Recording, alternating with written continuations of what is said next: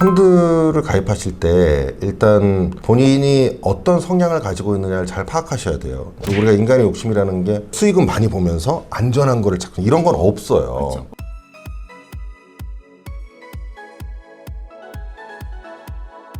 헬로. 형사 부동산 전문 이승은 변호사입니다. 지난 시간에 이어서 이제 김정철 변호사님 모시고 펀드 투자를 할 때 일반인들이 주의할 점 말씀을 들어보는 시간을 갖도록 하겠습니다. 금융사기 전문 변호사님으로서 펀드 사기 전형적인 수법이 뭐가 있을까요? 원금이 보장된다는 식의 얘기를 하는 건 거의 이건 있을 수가 없는 겁니다. 우리가 예금도 5천만 원까지밖에 보장이 안 되고 있는 상태에서 원금 보장을 얘기하는 순간 유사수신 행위로 처벌되게 돼 있는 거거든요. 또 어떻게 그렇게 잘 얘기를 할까요? 그러니까 이제 원금 보장이란 말을 정확히 안 쓰고 원금 손실의 가능성은 제로에 가깝다. 이렇게 이제 돌려서 이야기하지만 고객들은 받아들이기에 원금이 보장되는 것처럼 느낄 수밖에 없고, 또 하나는 마치 무슨 자산운용사에서 어떤 보험에 들어있어가지고 그 보험에서 커버가 된다. 그러니까 걱정하지 않으셔도 된다. 이런 말들은 안 믿으시는 것이 실제로 보험에서 커버가 되지는 않는 거예요. 거의 안 되거나 그 보험이 가입돼 있어도 매우 일부분만 되는 건데 마치 전부 되는 것처럼 되는 경우가 많아요. 펀드에 가입하고 투자하실 때에는 수익률이 지나치게 높다. 그것도 이상한 거예요. 펀드에서 그런 수익률을 만들어낸다는 건 굉장히 어려운 거거든요.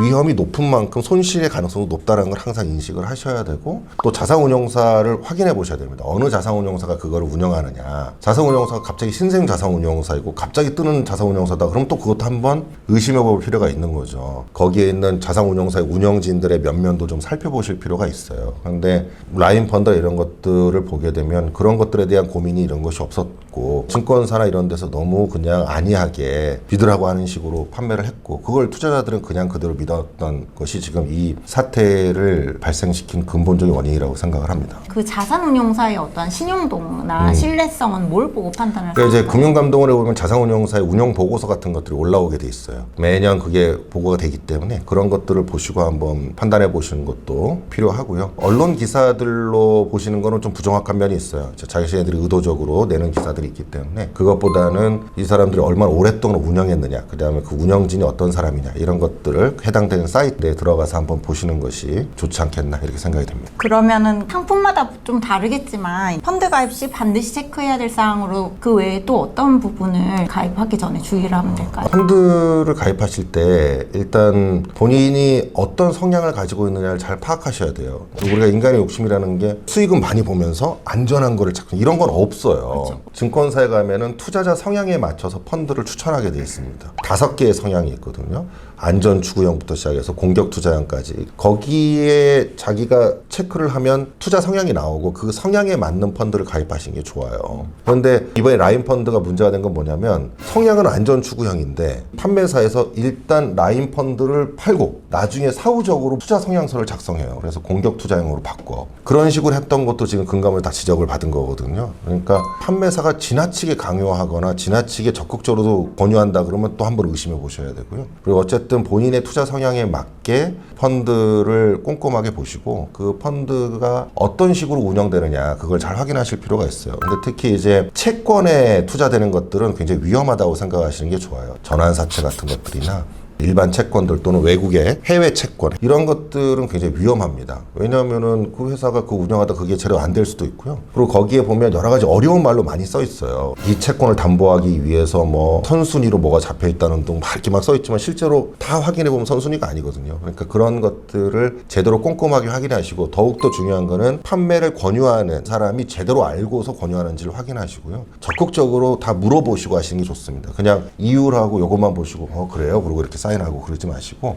내용을 보시면서 꼼꼼하게 읽어보시고, 그 자리에서 가입하지 말고 집에서 한번 쭉 인터넷도 찾아보시고 공부도 하신 다음에 궁금한 것들을 정리해서 판매 권유자한테 물어보시고요. 경우에 따라 녹취도 하셔도 좋습니다.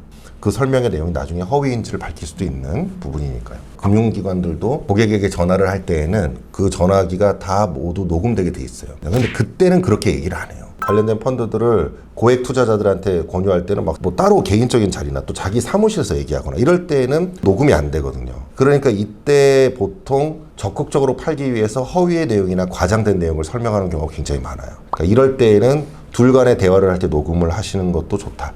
녹음을 해도 그것이 위법은 아니기 때문에.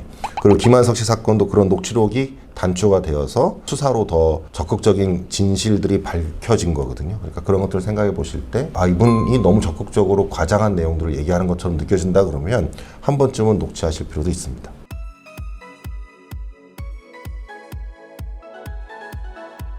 김정철 변호사님이 이제 금융 전문 변호사로서 자본시장법 박사학위까지 받으신 분인데 모셔놓고 되게 귀한 말씀 많이 들었는데요. 일반인들이 펀드 투자를 할 때 어떤 부분을 유의해서 해야 할지를 좀 듣는 시간을 가졌습니다. 제 영상이 도움이 되셨다면 구독, 좋아요, 알림 설정 부탁드릴게요.